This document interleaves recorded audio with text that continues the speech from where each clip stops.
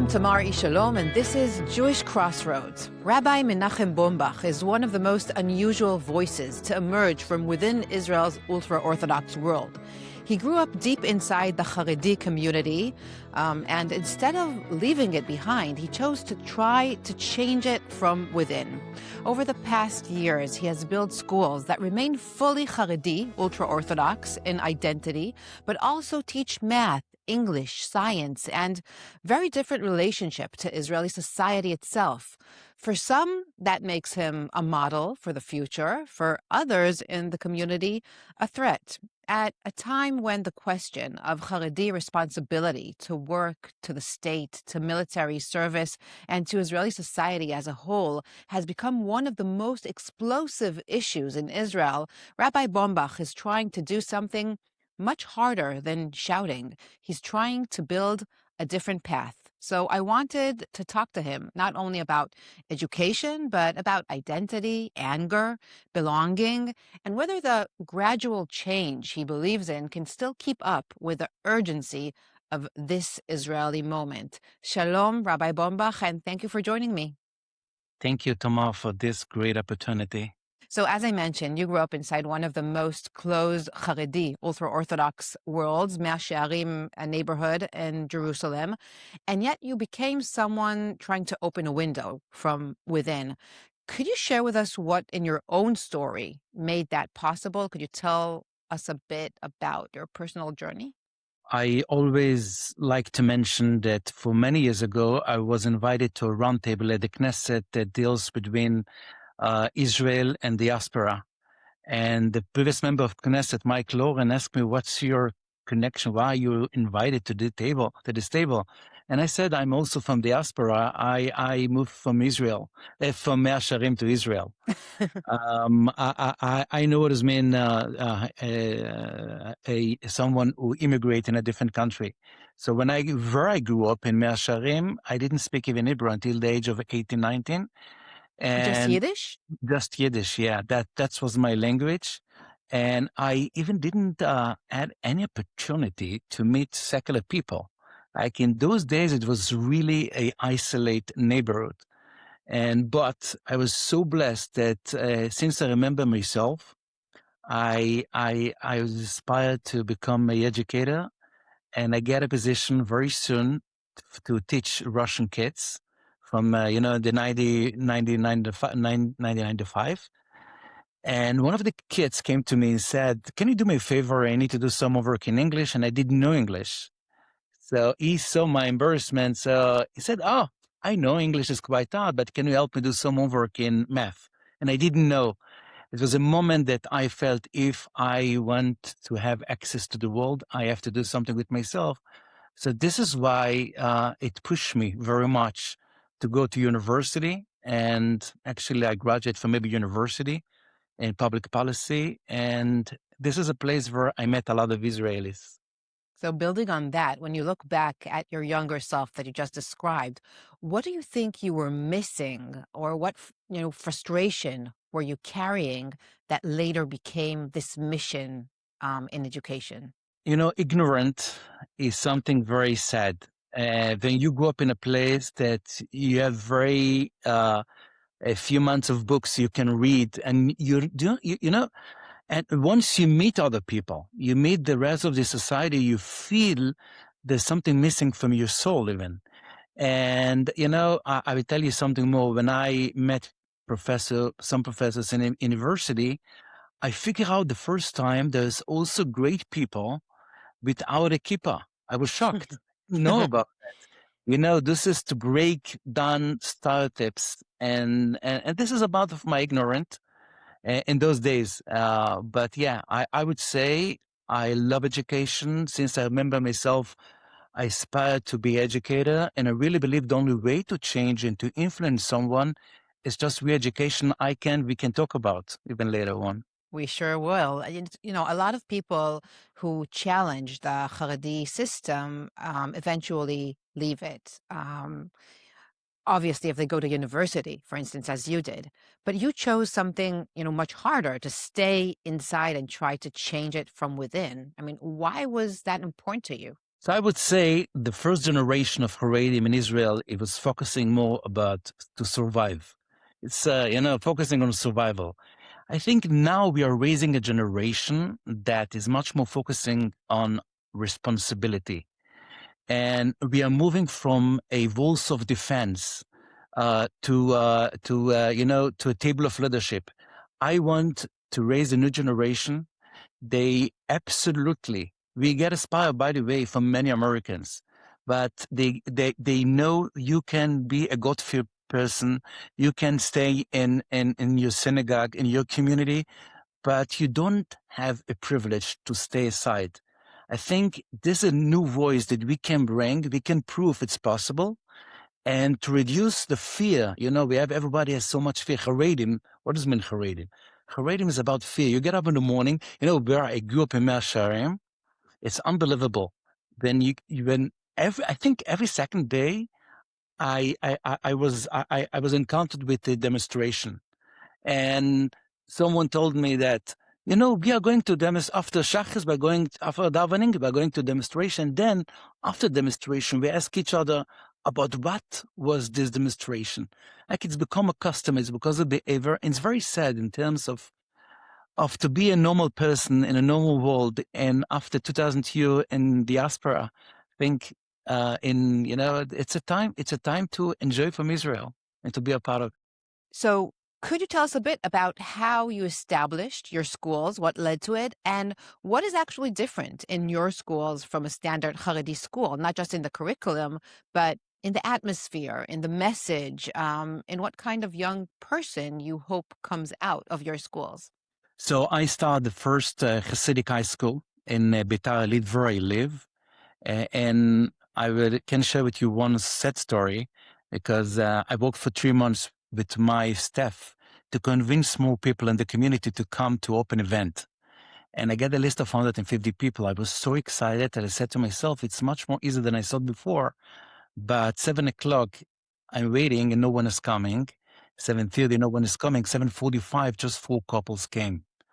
And I didn't do anything because it was a beautiful great food, a beautiful presentation that speaks about the education system and the division and about everything. So I closed everything, but the last moment I had the courage to ask one of the parents, would you consider sending your kids to the school? You came. And she looked at me and she said, I don't have kids. So I asked her, oh, sorry for you, but what brings you to this event? And she said, I will tell you the truth. I heard it's going to be great food tonight. This was my first encounter in the reality. And it was a very great moment because I understood the first time that if I want to do something, it's not a question of a demand. We need to create a reality. So I got it 14 boys. The only criteria to get accepted to the school is if they're breathing. I didn't check any cognitive abilities, just to make it happen. And this is what I start. And so then the whole system, the whole huge system that you built started with 14 kids. 14 kids. And I will tell you more that this school now is listed in the 100 best schools in Israel, just to say. Very popular school. I mean, very, very with high results. And I will also describe more a little bit about the curriculum. But just to say that we have now 17 schools, right? Wow. 17 and how many students in total? We have thousands and thousands of kids, boys, girls, and elementary schools, high schools.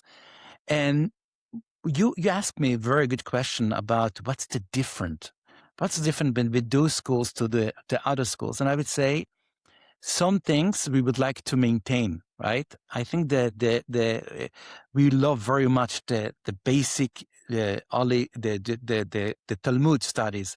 I would say I do the best to let it go as in the usual yeshivot. I think it's a good method. Even now, in the AI period, even many people, great people, high-tech people, they talked to me, they said, let's think what we can bring from the Bet Midrash. I mean, from those places, from the methods of sitting and with chavrutot, when I, but we'll say to our listeners who don't understand our Hebrew that Talmud is obviously like the Jewish wisdom, the Jewish scriptures that are taught in the yeshivot by your kids. So you say you're maintaining that, of course, as well. Yeah, and the rest of the day, the other 6 hours, we are investing a lot in the secular studies. I mean, in the general studies. I was in Harvard once in a course. So I was Shabbos, I spoke in one of the young Israel schools, and I said, about all these studies and secular. And then I said, no, since I was in Harvard, I can say general studies. It's a part of the holy studies. But we take it very seriously. They have 5 units in math, in English, in physics, in chemic, in a very, very special place, in science. And this is where we start, and it becomes now more and more schools. We have a plan in the coming years to start more 7 schools. So it becomes a network, very special network, because I think it's the first network since ever in the Haredi community we teach civics. I mean, this is something very crucial to design a futurist citizens. I mean, to be someone who identified with Israel, feels Israel, and think in terms of democracy. It's a new language, right? So it certainly is learning a new language, not only from Yiddish to Hebrew to English, but to really think about, Israel as a Jewish democratic state. And what do parents who come to you, not the 14, but today thousands, usually want more for their children? Why are they coming to your school instead of other options? Yeah, so it's very important to understand that the theory of change. First of all, I would say that if someone wants to influence your community, you have to come with love and loyalty. You can never, ever change with hate. So this is my first rule. But the second rule is to understand the map. I would say something very crucial. The Haredi community now is 1,300,000 people. It's about 14% of Israeli society. I would say, unfortunately, 50% of them, they're not going to be influenced and with our kinds of actions, right? But we have 10% now who are considered modern Haredim, and there's another 30% who are considered conservative Haredim with modern touch. So we start with the very modern Haredim, and then we can see we are entering inside more and more and more. And now we influence also the pragmatic Haredim, I mean the conservative Haredim with the modern touch. And something very interesting happened. For 2 years ago, the greatest Hasidic community, Belz, Vishnitz, Sons, they joined the state schools. It's unbelievable. If you would even, I couldn't imagine even any kinds of those steps for 10 years ago. And now it sounds like, obviously, why? Because we feel ourselves that we lead, we like as pioneers, we start moving the ship. And now everyone, needs a enemy next to him. We are very blessed to be the enemy. They say, they are very Israelis. We're going to teach them English and math, but in our ways. So it's perfect. And now we have almost 10% of the Haredi society who are in the state schools. So this is how you change and influence. So that's why I believe so much in this movement. At the beginning, your work was treated by many in the Haredi community as almost dangerous. And as you describe it today, it seems there's much more demand for this model and acceptance. What changed first when you see this enormous change of approach? Was it the parents? Was it the economics, the younger generation, or the quiet understanding that the old model just doesn't work anymore? Yes, absolutely. I fully agree. I'd say the Haredi community are dealing now with many issues. They are fighting against technology, right? But unfortunately, or I'm not sure if unfortunately, but the fact is the majority has access to the internet. Just to exemplify, when I in the corona, when there was the corona time, right? In the corona, The COVID, yeah. the COVID, yeah, sorry. The COVID, when the COVID started, I said to my friends, everybody's locked down. Now it's a time to start a school, a online school that people they're not going to the schools. And how are you going to teach a kid via the phone? It doesn't work. So we start the online school, and you will not believe we have over 60,000 Haredim registered to our site. They have now access to English, math, and science, and other great materials. So what happened? And now those people, they will never send their kids to the schools, right? They don't want to pay prices for their choices. They don't want to lose the legitimacy. To be not belonging, the Haredim, the feeling of belonging is something very, very emotional. And people, it's very hard for them to release themselves from the need. So, but you see 60,000 registers and over 20% are very active people. So you see how they use technology, but they fight technology. One of my favorite stories is for 10 years ago. It was a huge event against technology in America. 60,000 people attend the event. And you know how we know about this huge event? Because 60% of the people who attend the event, they recorded with their iPhone. That's a great example. You lose the battle. And so many people now also, they have two phones.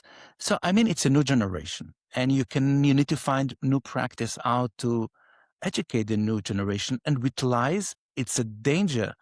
And the young generation, how many kids we have between 1 and 18? 600,000. It's unbelievable. It's a very young, 28% now in the first grade in Israel is Haredi. So that's why the danger is not, it's coming, it is now.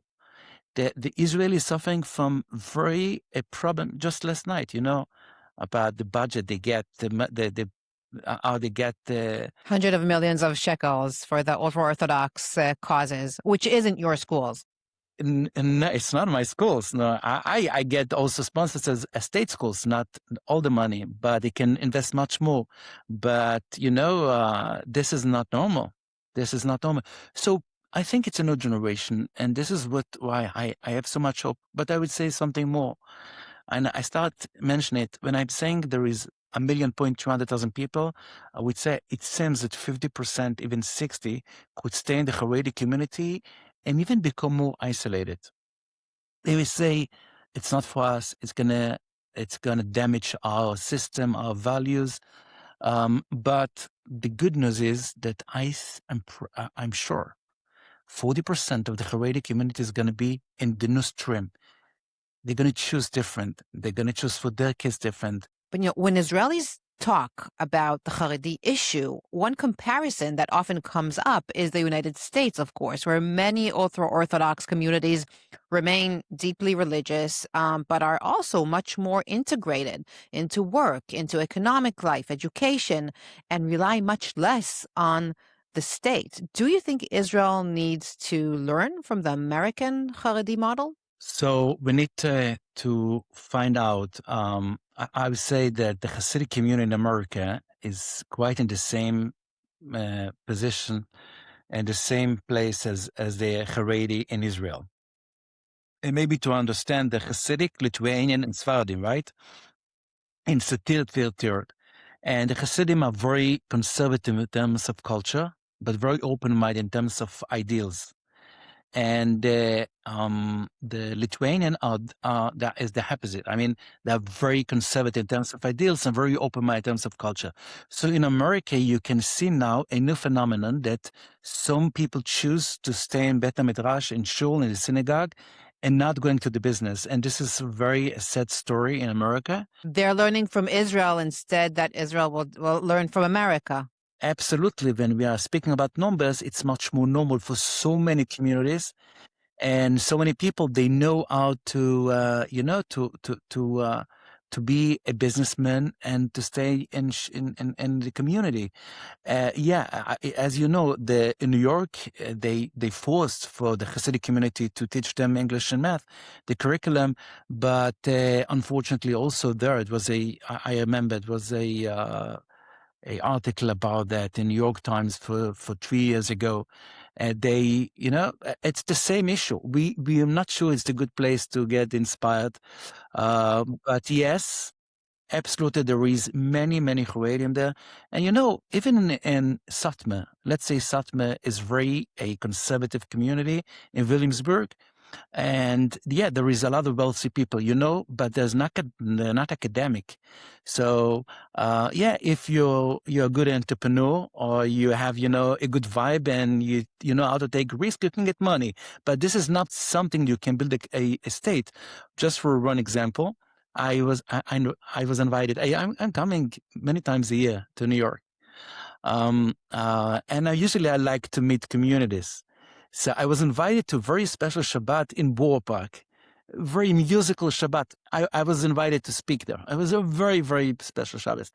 And one of the young guys came to me, he's already married, and said, "Oh, you see, there's so much wealthy people. Why you have schools that educate them for Israelis and teach them math? And you don't need it." And I said, "Who is going to be a doctor from this community? You're not going to have engineers, lawyers.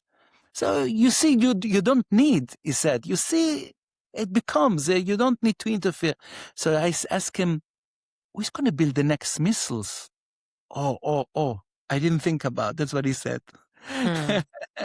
You just, it's a very ignorant in terms of understanding the need and how crucial is those kinds of, education system. So obviously it's crucial and it's super impressive to go from 14 kids to thousands of them. And yet thousands is a fraction, a small fraction out of the whole Haredi community. So you built such a successful and important educational system and model that is crucial for the future of Israel, not for the future of the Haredim in Israel, but for the future of all of us. So one would think that the government would do everything within its power to support scaling this initiative. But that doesn't seem to be the reality. It's so sad. We know the coalition now is based on the Haredi members of Knesset, and they're fighting with us, with those kinds. They don't like us because they want the individuals should be depend on them. And we are raising absolutely a different generation, right? So they and they have the power. I'm praying each day that the government should be changed free in the next election. I think it's necessary. That's quite brave for a Haredi person within the community to say. Yeah, what I'm saying here, I'm saying inside. That's my nature. I lose the fear, and I'm not. I feel I have a mission. I have a mission to bring my voice. And I'm involved in many other activities to make the bridge between Haredim and Israel. I also start now a new organization, Haredim in Israel. Some of them is about the army issues and other kinds of great things that close gaps between Haredim and Israel. That's why I'm get up in the morning and think about that, because I feel I love Israel. I'm a part of Israel. I by myself serve in the army. And my kids and my son-in-law is in the army now. So I show the talk. So I walk the talk. So sorry, walk the talk. So I try to be the guy that to inspire the new generation, and to stay in the community. You don't need it. There's great things inside the Haredi community. You remember Ruth Cabazon? Yes, she was unbelievable woman. We had very good relationship, and before she died, she said, "The Haredi a law expert. Well, just a law expert in Israel."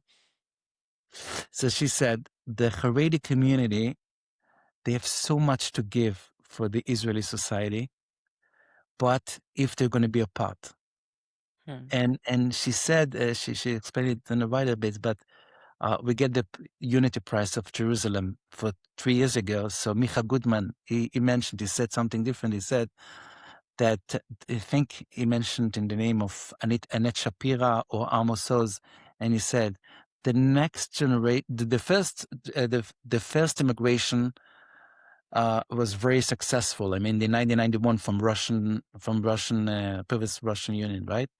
And it gives a lot to the Israeli society. And the next immigration is going to come from Bnei Brak, but they're going to come with their essence, not the melt pot. They're going to come with their essence, and the Israeli society needs to respect it. And I think so.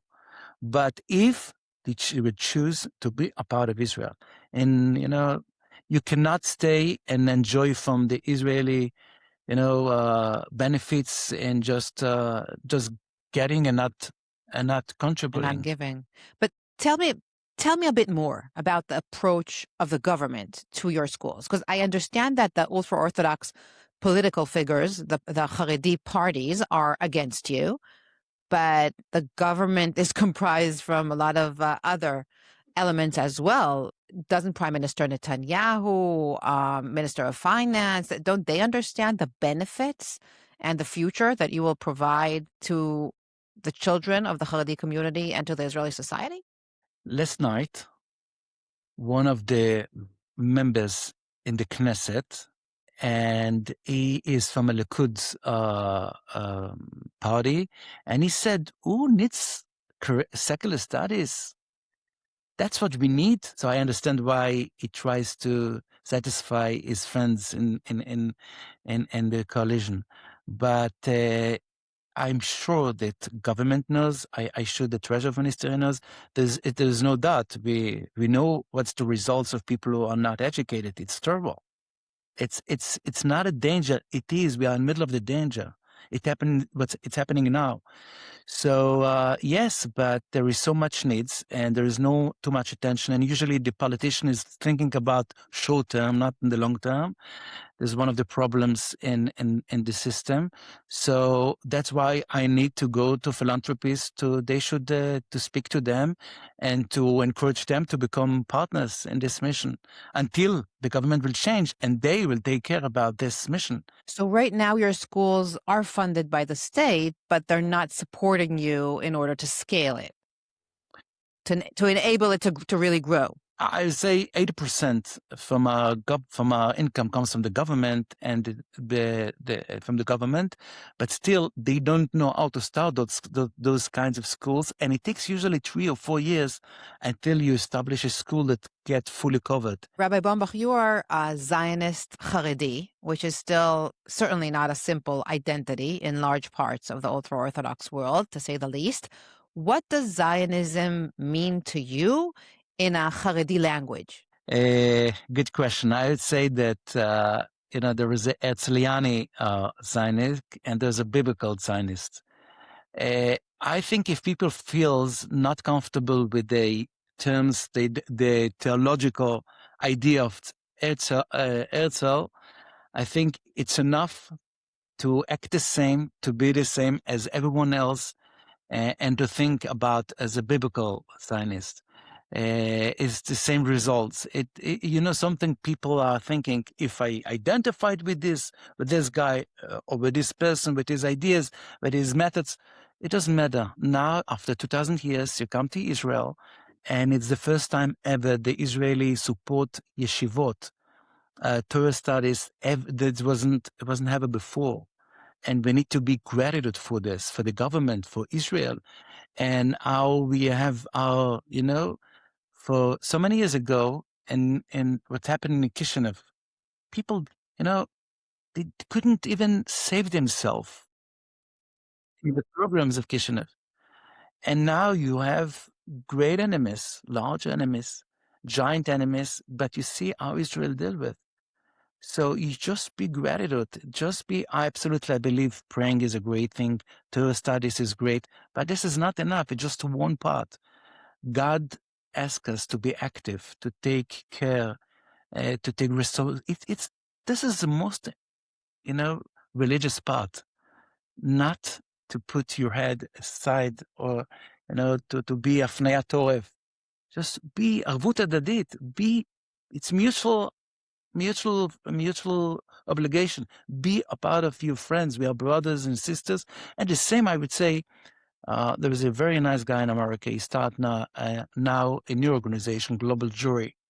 And I know him from many years ago. And he asked me, what do you think? You should become a member. And I said, I would do everything what I can in my life to connect people. There is not enough enemies outside. Our job is to connect even people think different and act different, but we have, there's no other choice. There's no other choice, and you often speak about change as a process, that in a conservative world, you can't force transformation overnight, and I get that. But I wonder if Israeli reality hasn't become faster than the process. I mean, in other words, we've run out of time. The war is now, the burden is now, the fracture is now.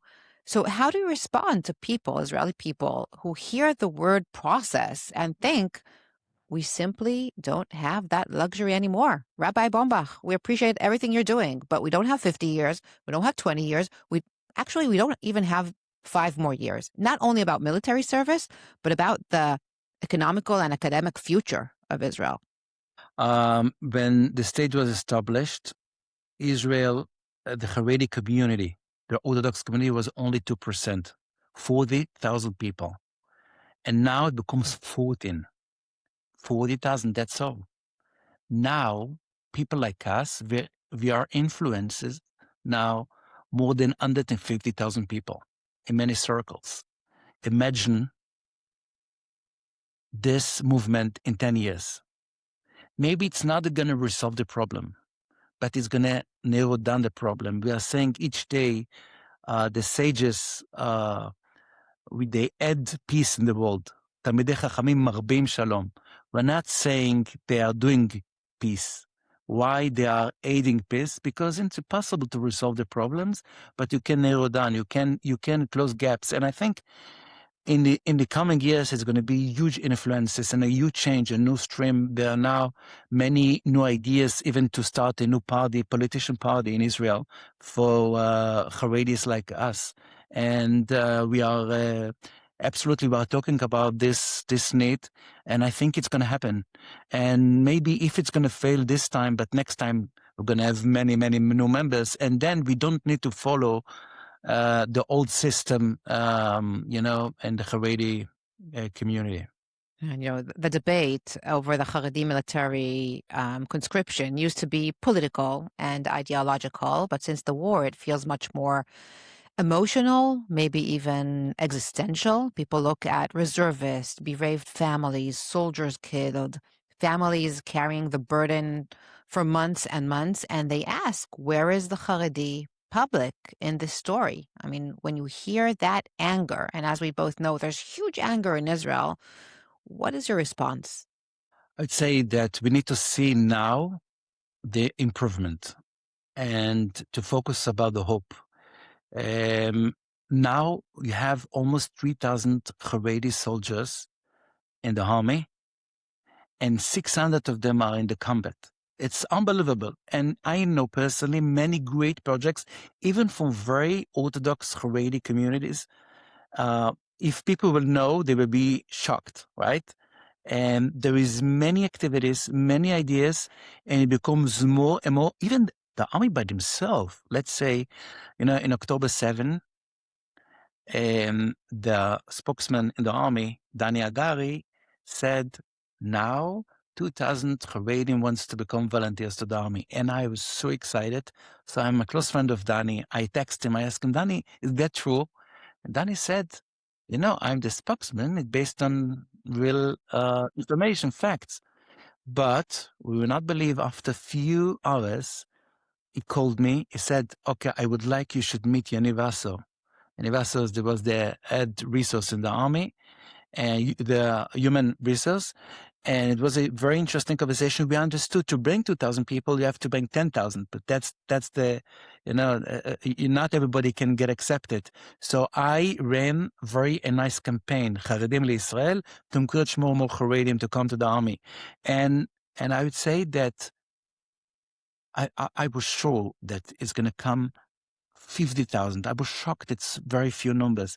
So that's why when I said that I have a lot of work, because I feel we are now raising a new generation. How many of your students are going to the army after they graduate? So we'd say I encourage them very much in the first year to go to yeshiva to build their identity, and then they should choose. But there is now, was published recently, from the all high school, state schools, high school Haredi community, over 50% enlisted to the IDF. And I can say that in the coming years, it's going to be more and more and more. It's a very good solution.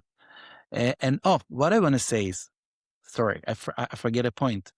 So in the before the October 7, I know I met many people in the army.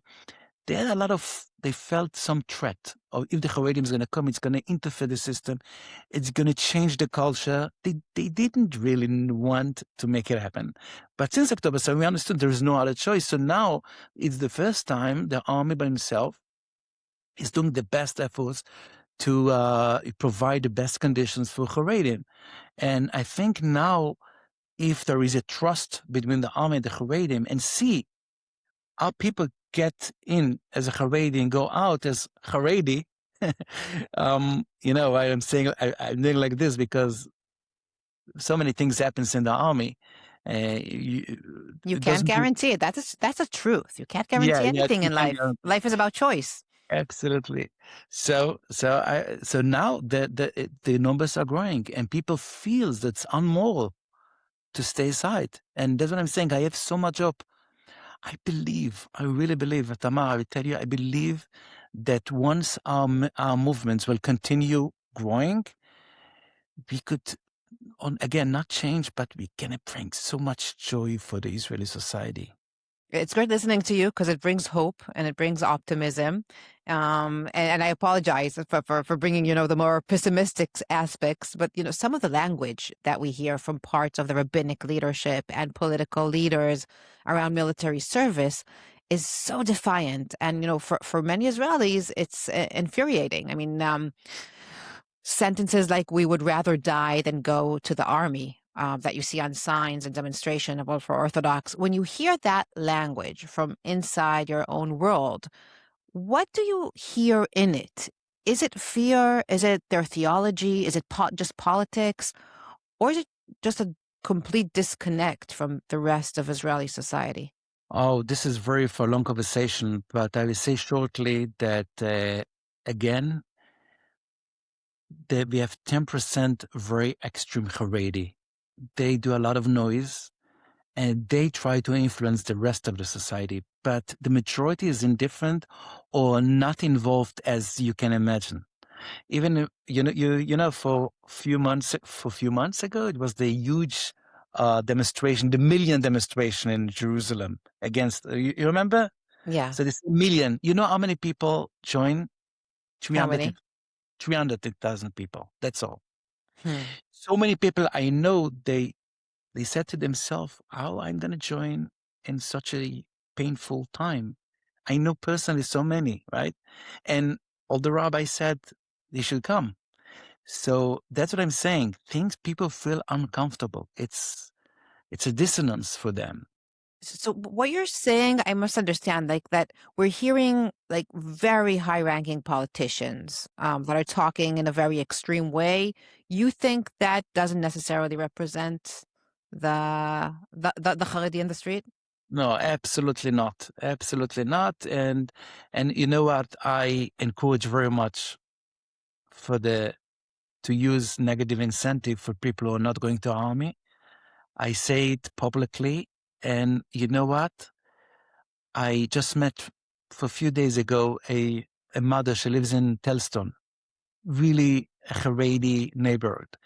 And his son, she said, my son don't want to be someone who is Arik. How do you say Arik? Arik from the A army. refusal. Sorry, you caught me on guard. A person that refuses to go to the army. If it's the guy, he's a Haredi, but he doesn't want to have the label, and he's going to the army. So, and you know what? He wants. He just is happy he has excuses, right? but I don't have any other option. I have to go. So this is a part of the process. This is a part of the process.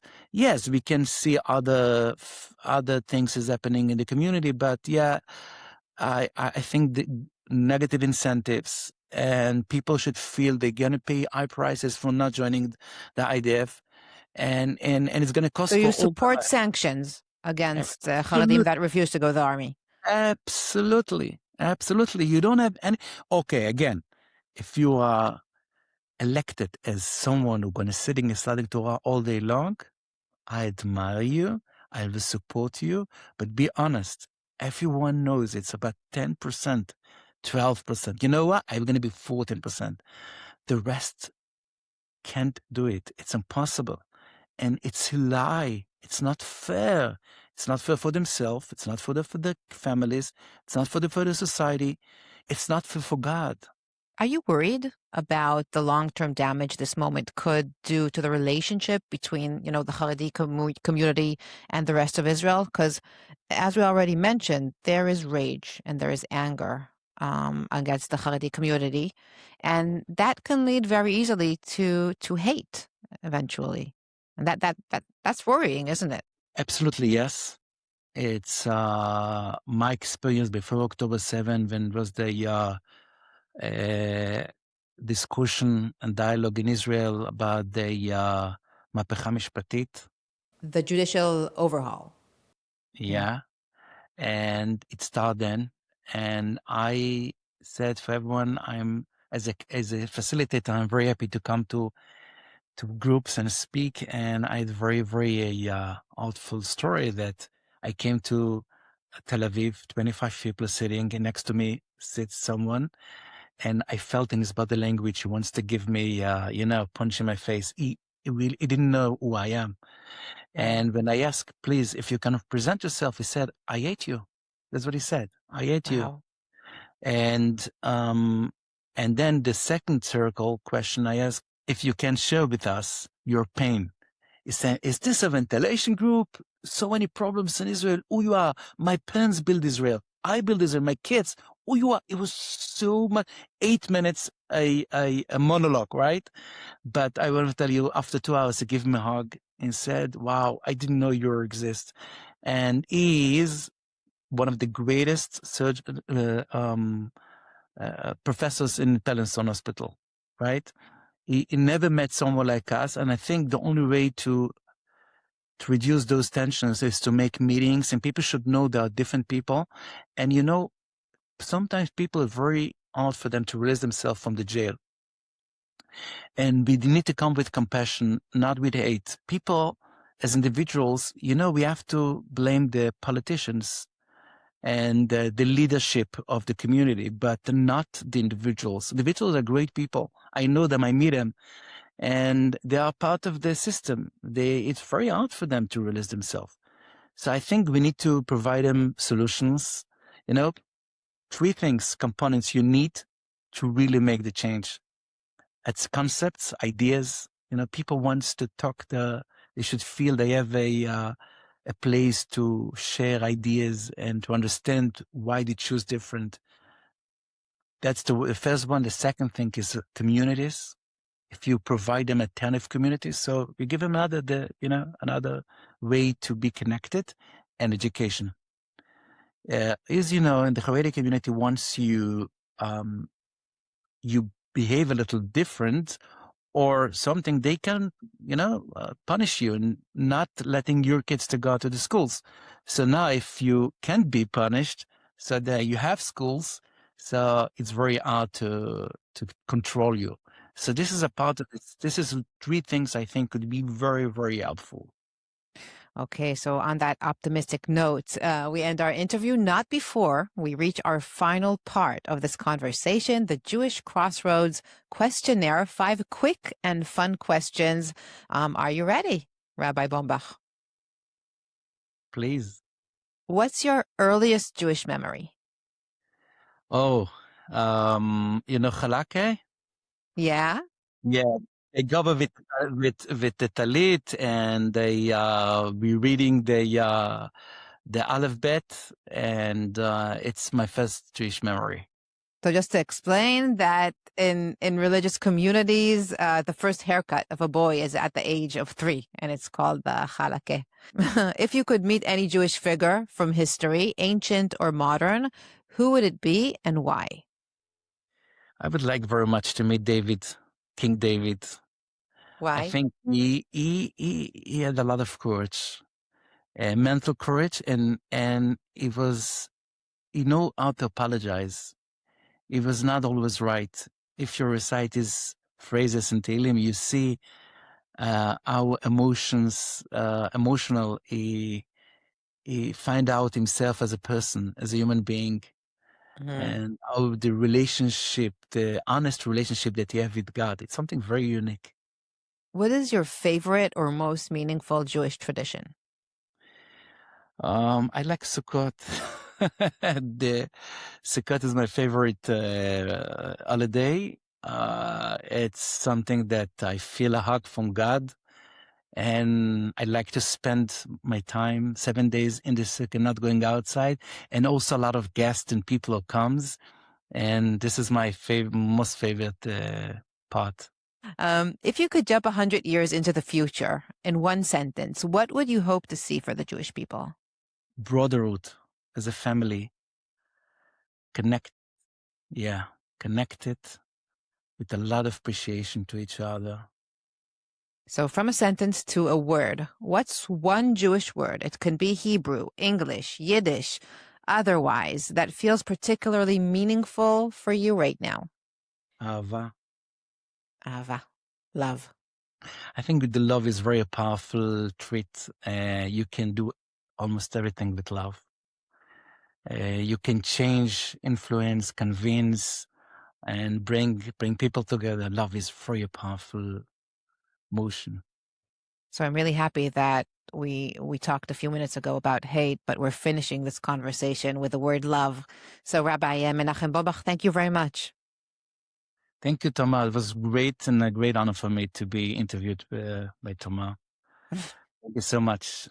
Thank you.